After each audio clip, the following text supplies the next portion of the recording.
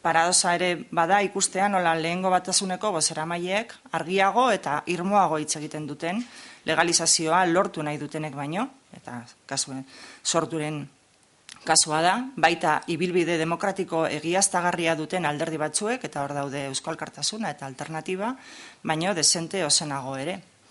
Eure jakingo dute zergaitik egin duten hori, agian kezkatuago zeuden beren etorkizunaz, eta epe motzeko interesetarako gaizki datorkien indarkeri ekintza honekin. Frantzian izandako tiroketaren ostean hauxe izan da Eusko Jaurlaritzak egin duen balorazioa bildu osatzen dutenen gaitzespenaren inguruan. Bozeramaileak argi utzi nahi izan du eta bizirik dagoen bitartean gobernuek ez dutela su-etenik egingo.